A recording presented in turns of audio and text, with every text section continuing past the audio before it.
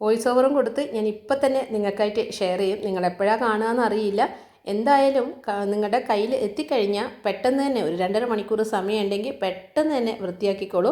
ഇനിയിപ്പം വിഷു കഴിഞ്ഞല്ലോ എന്ന് വിചാരിച്ചിട്ട് ഇനിയിപ്പോൾ ചിലപ്പോൾ നിങ്ങൾ വിഷു കഴിഞ്ഞിട്ടാണ് കാണുന്നതെങ്കിലും വീട് വൃത്തിയാക്കേണ്ടത് തന്നെയല്ലേ. അത് എപ്പോഴാണെങ്കിലും അത് ഓണവും വിഷുവും അല്ലെങ്കിൽ പെരുന്നാളൊന്നും വരാൻ കാത്തു നിൽക്കേണ്ട ആവശ്യമില്ലല്ലോ. അപ്പോൾ നമുക്ക് എപ്പോഴും നമ്മുടെ വീട് വൃത്തിയാക്കാൻ ഒരു 2.5 മണിക്കൂർ തന്നെ ധാരാളമാണ്. വിഷുവായിട്ട് എന്താ പരിപാടി? എല്ലാവരും വീട്ടിൽ തന്നെയല്ലേ?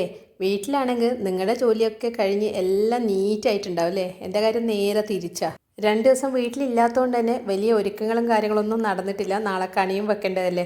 അപ്പം വീടെല്ലാം ഒന്നങ്ങ് വൃത്തിയാക്കണം. പക്ഷേ വിചാരിച്ചതുപോലെ ഡീപ്പായിട്ട് ക്ലീൻ ചെയ്യാൻ പറ്റുന്നില്ല.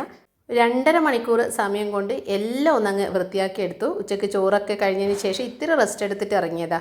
നാളെ കണി വെക്കേണ്ടതുകൊണ്ടേ വിളക്കെല്ലാം നന്നായിട്ടൊന്ന് തുടച്ചു. ഞാൻ നേരത്തെ കാണിച്ചത് സബീനപ്പൊടിയില്ലേ, പാത്രമൊക്കെ തേക്കാൻ വേണ്ടിയിട്ട് നമ്മൾ എടുക്കുന്ന പൊടി, അതും പുളിയും അതും കൂട്ടിയിട്ട് നന്നായിട്ട് ഉരച്ച് കഴിഞ്ഞാൽ തന്നെ പെട്ടെന്ന് തന്നെ വൃത്തിയാകും കേട്ടോ. നമ്മൾ ആ ഒരു വിളക്കിൻ്റെ ഒക്കെ മെഴുക്കൊക്കെ പെട്ടെന്ന് പോകും. ഇനിയിപ്പോൾ നിലവിളക്ക് ആവണമെന്നില്ല, നമ്മുടെ ഓട്ടുപാത്രങ്ങൾ എന്താണെങ്കിലും പുളിയും സബീനയും അത് ചേർത്തിട്ടങ്ങ് ചെയ്താൽ മതി. പിന്നെ പാലിൻ്റെ കവർ ഉണ്ടെങ്കിൽ ബെസ്റ്റ്. അതായത് വേറെ ഇതിന് സ്ക്രബ്ബറും കാര്യങ്ങളൊന്നും വേണ്ട, പാലിൻ്റെ കവർ മാത്രം മതി ഈ 2 സാധനങ്ങളും. അപ്പോൾ ആദ്യം ഞാൻ ഇതെല്ലാം ഒന്നങ്ങ് വൃത്തിയാക്കി എടുക്കട്ടെ, എന്നിട്ട് വേണം ബാക്കി പണിയെല്ലാം ചെയ്യാൻ വേണ്ടിയിട്ട്. ഇവിടെ അപ്പുറത്തിപ്പുറത്തൊക്കെ പടക്കം പൊട്ടുന്ന സൗണ്ട് ഉണ്ട്. അപ്പോൾ കുട്ടികൾക്കും വലിയ ആണുങ്ങൾക്കൊക്കെ അതായിരിക്കും വിഷു എന്ന് പറയുമ്പോൾ മുന്നിലുണ്ടാവുക. പക്ഷേ നമുക്കാണെങ്കിൽ വീട് എപ്പോഴും ക്ലീൻ ആക്കുക, നല്ല ഫുഡ് ഉണ്ടാക്കുക, ഇങ്ങനെയുള്ള കാര്യങ്ങളല്ലേ നമ്മുടെ മനസ്സിലുണ്ടാവുക. ഇതെല്ലാം കഴിഞ്ഞൊന്ന് സൈഡായിട്ട് വേണം കമ്പിത്തിരിയും പൂത്തിരിയും എല്ലാം കത്തിക്കാൻ അവരുടെ ഒപ്പം കൂടെ. സാധാരണ ക്ലീനിങ് കുറച്ചായിട്ട് നമ്മൾ ചെയ്യുകയാണെങ്കിൽ അത്ര പണി ഉണ്ടാവില്ല. ഓരോ ദിവസവും 1/2 മണിക്കൂറോ അല്ലെങ്കിൽ 3/4 മണിക്കൂറോ എടുത്തിട്ട് ഓരോ കാര്യങ്ങളും ചെയ്ത് തീർക്കാമല്ലോ. ഇതിപ്പം നമ്മുടെ സ്പീഡ് പോലെ ഇരിക്കും കേട്ടോ. ഞാനിപ്പം 2.5 മണിക്കൂർ കൊണ്ട് തീർത്തത് ചിലപ്പോൾ നിങ്ങൾക്ക് 3 മണിക്കൂർ വേണ്ടി വരും, ചിലപ്പോൾ 1.5 മണിക്കൂർ മതിയാവും. അത് ഓരോരുത്തരുടെ സ്പീഡ് പോലെ ഇരിക്കും. പിന്നെ നമ്മുടെ വീടിൻ്റെ വലുപ്പത്തിനനുസരിച്ചിട്ടും ആയിരിക്കും. ഞാനിപ്പം എല്ലാം കൂടെ ചെയ്യുന്നത് കൊണ്ടാണ് എനിക്ക് ഇത്രയും സമയം വന്നത്. എല്ലാം കൂടെ എന്ന് പറയുമ്പോൾ മേലെയും താഴെയും കൂടെ ഞാനിന്ന് അടിച്ചുവാരി തുടക്കുന്നുണ്ട്. അതാണ് കൂടുതൽ സമയം വന്നത്. പിന്നെ ഇന്ന് മാറാലയൊന്നും അണ്ണാമ്പലയില്ലേ അതൊന്നും തട്ടുന്നില്ല കേട്ടോ. പിന്നെ ജനലിൻ്റെ പൊടി മുട്ടുന്നില്ല. അങ്ങനെയൊക്കെ നിന്ന് കഴിഞ്ഞാൽ പിന്നെ ഈ ഒരു 2.5 മണിക്കൂറൊന്നും മതിയാവില്ല. അതിനേക്കാളും കൂടുതൽ വേണ്ടി വരുമല്ലോ നമ്മൾ ഒറ്റയ്ക്ക് ചെയ്യുകയാണെങ്കിൽ. പിന്നെ എല്ലാവരും കൂടെ ഒരുമിച്ച് ചെയ്യുകയാണെങ്കിൽ ചിലപ്പോൾ നടന്നെന്ന് വരും. ആ വിളക്ക് വെള്ളം തോരാൻ വേണ്ടിയിട്ട് അവിടെ മാറ്റി വെച്ചതാണ്. ഇനിയിപ്പം ബാത്റൂം ഒന്ന് കഴുകണം. സാധാരണ കുളിക്കുന്നതിൻ്റെ തൊട്ട് മുന്നെയാണ് ബാത്റൂമൊക്കെ കഴുകുക. പക്ഷേ ഞാൻ പറഞ്ഞില്ലേ എനിക്ക് കുറച്ച് സമയമേ ഉള്ളൂ, അതുകൊണ്ട് ഞാൻ വേഗം അങ്ങ് തീർക്കുകയാണ്. ഇന്നത് കഴിഞ്ഞ് ഇന്നത് എന്നൊന്നുമില്ല. ഇപ്പം ബാത്റൂം കഴുകിയിട്ട് വേണം അടിച്ചു വാരിയിട്ട് തുടക്കാൻ വേണ്ടിയിട്ട്. ഇതിപ്പം നല്ല ഡീപ്പായിട്ട് ക്ലീൻ ചെയ്യുന്നില്ല. സാധാരണ നോർമൽ വാഷിന് ഞാൻ ഉപയോഗിക്കുന്നത് ഈ ഒരു ഷാമ്പൂൻ്റെ സാഷയില്ലേ, അതാണ്. ഒരു ടോയ്ലറ്റിന് 4 എണ്ണം വേണ്ടി വരും.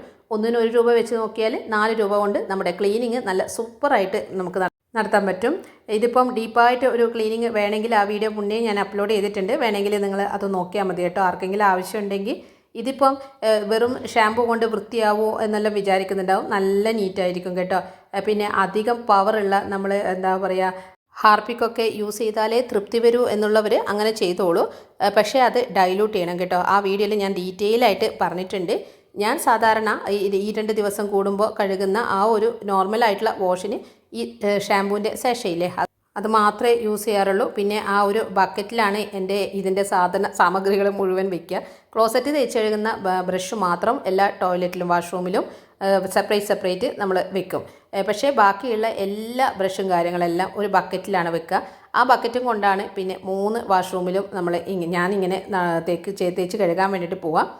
ഇന്നിപ്പോൾ 2 കഴുകുന്നുള്ളൂ. പക്ഷേ നിങ്ങൾക്ക് ഞാൻ 1 കഴുകുന്നത് മാത്രമേ കാണിക്കുന്നുള്ളൂ കേട്ടോ.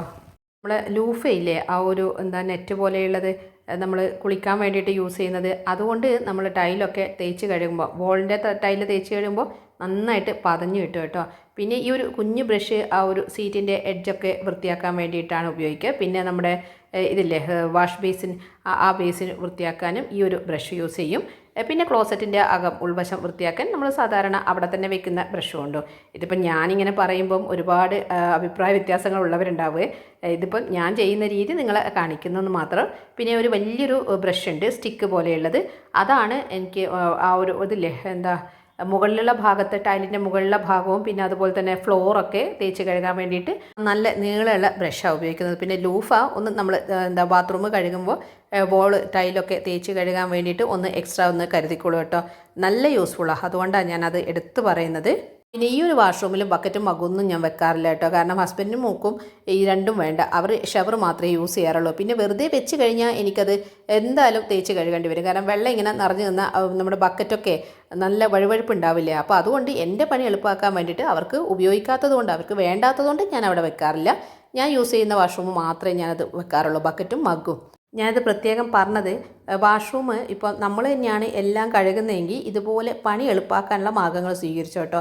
ഇനിയിപ്പം അവരവരുടെ വാഷ്റൂം ടോയ്ലറ്റൊക്കെ അവരവരെ കഴുകുന്നതാണെങ്കിൽ ഓക്കെ, എന്തെങ്കിലും ആയിക്കോട്ടെ. പക്ഷെ നമ്മൾ തന്നെ എല്ലാം ചെയ്യേണ്ടി വരുമ്പോൾ നമ്മൾ നമ്മുടെ സൗകര്യത്തിന് വേണ്ടിയിട്ട് ചെറിയ ചെറിയ മാറ്റങ്ങൾ വരുത്തുന്നത് നന്നായിരിക്കും. ഓൾട്ടോയിൽ കഴിഞ്ഞതിന് ശേഷം ബാക്കിയുള്ള ആ ഒരു ഷാമ്പു ആണ് ഞാൻ ഫ്ലോറിലേക്ക് ഒഴിച്ചത്. എന്നിട്ട് ഫ്ലോറും കൂടെ തേച്ച് കഴുകി ആ ഒരു പണി നന്നായിട്ട് കഴിഞ്ഞു. അല്ലെങ്കിൽ ആദ്യം തന്നെ ഫ്ലോർ ഒഴിച്ച് കഴിഞ്ഞാൽ പിന്നെ നമ്മൾ എങ്ങനെയാണ് ഊരി വീഴുകയെന്നറിയില്ല.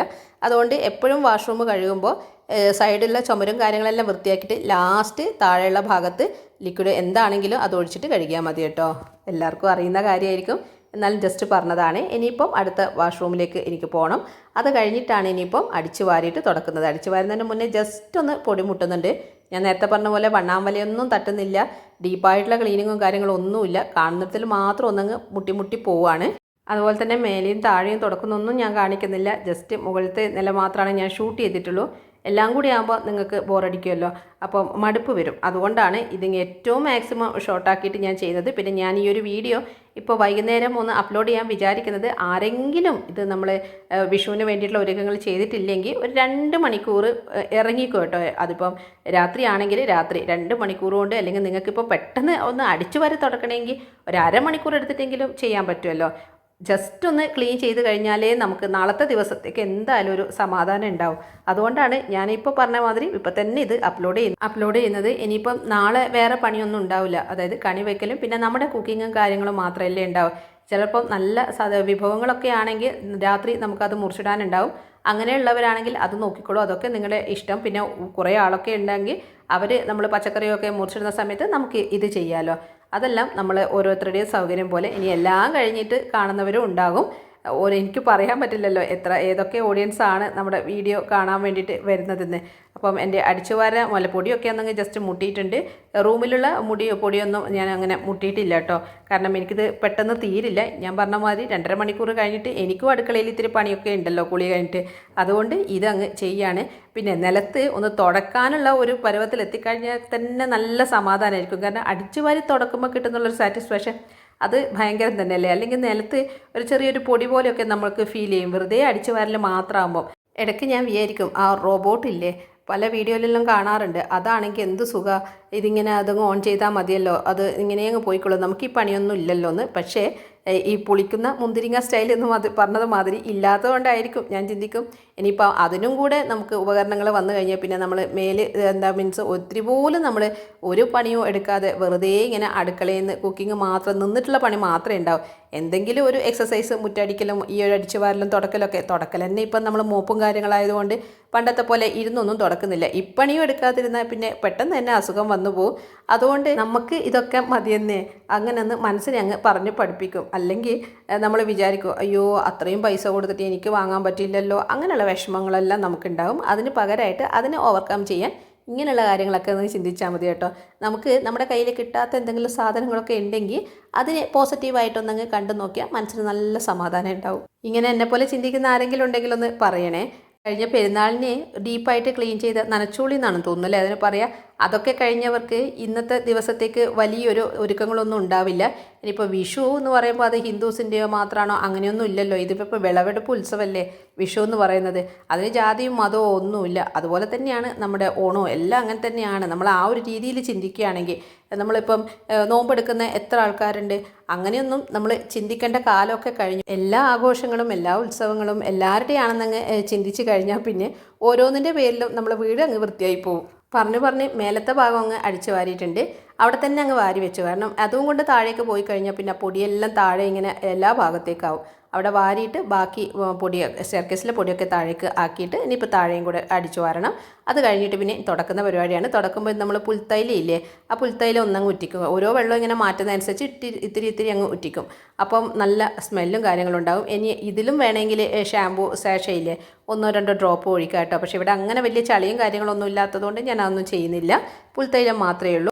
എൻ്റെ കോലം കണ്ടിട്ടൊന്നും തോന്നണ്ടേ, കാരണം ഏതോ ടോപ്പ് ഷോള് പിന്നെ പാൻറ്റുമാണ്. ടോപ്പ് ഷോളും ഒന്ന് തന്നെയാണ്, പക്ഷേ പാൻറ്റ് വേറെ. ഇത് ഓൺലൈനിൽ നിന്ന് വാങ്ങിയിട്ട് എനിക്ക് പറ്റിയൊരു അബദ്ധം കേട്ടോ. നല്ല കോട്ടൺ മെറ്റീരിയലാണ്. ആദ്യത്തെ 1-2 യൂസൊക്കെ ഓക്കെ സൂപ്പറാണ്, തുണി നല്ലതാണ്, ഒന്നും പറയാനില്ല. പക്ഷേ അതിൻ്റെ പാൻറ്റ് പെട്ടെന്ന് അങ്ങ് കീറിപ്പോയി. ഓൺലൈനിലായതുകൊണ്ട് തന്നെ പാൻറ്റൊക്കെ ഒരു സ്റ്റിച്ചും കൂടെ ഇട്ടിട്ടുണ്ടായിരുന്നു, പക്ഷേ അവിടെയല്ല, അല്ലാണ്ട് തന്നെ തുണിയുടെ ഭാഗം ഒന്നങ്ങ് കീറിയതാണ്.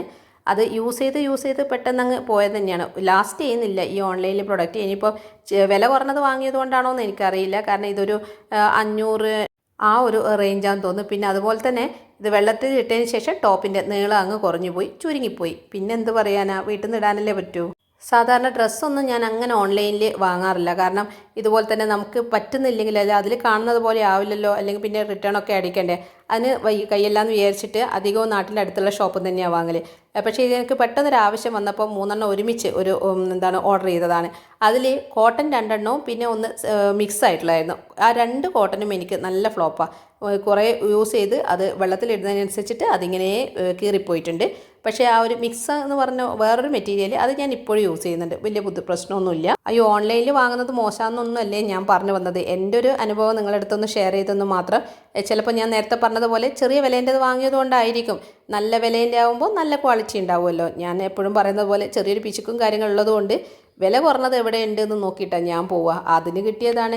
അങ്ങനെയാകുമ്പോൾ നമുക്ക് കയ്യിൽ നിന്ന് കാശ് കൂടുതലല്ലേ ഉണ്ടാവുക, പിശിക്കുന്നതനുസരിച്ചിട്ട്. ഇതിപ്പം ആ 3 വാങ്ങിയ പൈസ കൊണ്ട് എനിക്ക് ഒന്ന് നല്ലത് വാങ്ങിയിട്ടുണ്ടെങ്കിൽ അത് ചിലപ്പോൾ ഇപ്പോഴും എനിക്ക് യൂസ് ചെയ്യാൻ പറ്റിയേനെ. അങ്ങനെ മക്കളെ, എൻ്റെ മേലത്തെ തുടയും താഴത്തെ തുടക്കലും എല്ലാം കഴിഞ്ഞിട്ടുണ്ട്. ഇവിടെ ഇപ്പം വീടിൻ്റെ അകവും പുറവും എല്ലാം വൃത്തിയായി, കോനാലും തുടച്ചിട്ടുണ്ട് കേട്ടോ വരാന്ത. ഇനിയിപ്പോൾ ഇതൊന്നങ്ങ് കഴുകണം.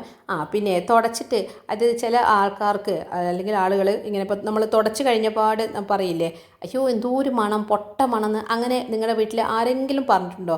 അങ്ങനെയാണെങ്കിൽ ഈ ഒരു കാര്യം ചെയ്താൽ മതി. അതായത് നമ്മൾ മുന്നേ തുടച്ച് കഴിഞ്ഞാൽ നന്നായിട്ട് അതങ്ങ് തേച്ച് കഴുകുക. അതായത് ഈ മോപ്പിൻ്റെ കാര്യമാണ് പറയുന്നത്. ഷാമ്പു ആണെങ്കിലോ അല്ലെങ്കിൽ ഏതെങ്കിലും സോപ്പ് പൊടിയാണെങ്കിലോ എന്താണെങ്കിലും അത് നന്നായിട്ട് തേച്ച് കഴുകുക. അലക്കുന്ന കല്ലുണ്ടെങ്കിൽ അവിടെ കുത്തിയിട്ട് തേച്ച് കഴുകുക. അതായത് നമ്മൾ ആദ്യം തുടച്ചതിൻ്റെ ആ ഒരു മണ്ണും കാര്യങ്ങളെല്ലാം പോക്കണം. എന്നാൽ മാത്രമേ അടുത്ത തവണ നമ്മൾ തുടക്കുമ്പോൾ നല്ല ഫ്രഷ് ആയിട്ടുള്ള ആ വെള്ളം തന്നെ വരിക. അല്ലാതെ തുടക്കുമ്പോൾ ഉള്ള ആ ഒരു മോപ്പിലെ ചളിയും കാര്യങ്ങളും പോക്കാതെ വീണ്ടും നമ്മൾ യൂസ് ചെയ്യുമ്പോഴാണ്. ചിലപ്പോൾ വീട്ടിലുള്ള ആരെങ്കിലും സഹായത്തിന് നിൽക്കുന്ന പെണ്ണുങ്ങളൊക്കെയാണ് തുടക്കുന്നതെങ്കിൽ ചിലപ്പോൾ നിങ്ങൾ പറയും, അയ്യോ ചേച്ചി എന്തോ ഒരു മണമുണ്ട്, അതെന്താണെന്ന്. അത് മോപ്പ് നന്നായിട്ട് കഴുകിയിട്ട് ഉണക്കാത്തത് കൊണ്ടാണ്. അപ്പം ചളി നന്നായിട്ട് പോക്കുക, വെയിലത്ത് നന്നായിട്ട് ഉണക്കുക. ഈ 2 കാര്യങ്ങളൊന്ന് ശ്രദ്ധിച്ചാൽ മതി കേട്ടോ. അങ്ങനെ വീടെല്ലാം ഒന്നങ്ങ് വൃത്തിയാക്കി കിട്ടിയിട്ടുണ്ട്. ഇനിയിപ്പം എൻ്റെ കുളി കഴിഞ്ഞിട്ട് ഞാൻ ആ ഒരു വിളക്കൊക്കെ ഇല്ലേ അതൊക്കെ നന്നായിട്ട് ഉണങ്ങിയിട്ടുണ്ട്. അതെല്ലാം എൻ്റെ കുളിയും കാര്യങ്ങളൊക്കെ കഴിഞ്ഞിട്ട് പൂജാമുറിയിൽ എടുത്തു വെക്കും. പിന്നെ നാളത്തെ കട്ടിങ്ങും കാര്യങ്ങളൊക്കെ ഉണ്ട്. അങ്ങനെയുള്ള കുഞ്ഞു കുഞ്ഞു ഒരുക്കങ്ങൾ മാത്രമേ ഉള്ളൂ. വലിയൊരു പണി കഴിഞ്ഞിട്ടുള്ള ഒരു സമാധാനത്തിലാണ് ഞാനിപ്പോൾ. അപ്പം ഞാൻ പറഞ്ഞു വരുന്നത്, ആരെങ്കിലും എന്തെങ്കിലും ഒരു പണി ബാക്കി ആയിട്ടുണ്ടെങ്കിൽ ക്ലീനിങ്ങിൽ പെട്ടെന്ന് തന്നെ അങ്ങ് ചെയ്തു ഉറങ്ങുന്നതിൻ്റെ മുന്നേ, അല്ലെങ്കിൽ വിഷു കഴിഞ്ഞിട്ടാണെങ്കിലും ക്ലീനിങ് നമ്മൾ എപ്പോഴും വീട്ടിൽ ചെയ്യേണ്ട കാര്യമല്ലേ. വീഡിയോ ഏതെങ്കിലും തരത്തിൽ യൂസ്ഫുൾ ആയിട്ടുണ്ടെങ്കിൽ എപ്പോഴും പറയുന്നത് പോലെ കൂടെ ഉണ്ടാവണേ. ലൈക്ക് ചെയ്യാനും ഷെയർ ചെയ്യാനും അതുപോലെ തന്നെ നിങ്ങളുടെ അഭിപ്രായങ്ങൾ പറയാനും മറന്നുപോലെ. അയ്യോ സബ്സ്ക്രൈബ് ചെയ്യാനും വിട്ടുപോലെ. അപ്പോൾ നമുക്ക് അടുത്തൊരു പുതിയ വീഡിയോയിലേക്ക് കാണാം അല്ലേ. അപ്പോൾ വീഡിയോ ഇതുവരെ കണ്ട ഒരുപാട് പേരുണ്ടാകും. എല്ലാവർക്കും ഒത്തിരി താങ്ക്സ് പറഞ്ഞുകൊണ്ട് നിർത്തുവാണേ. താങ്ക്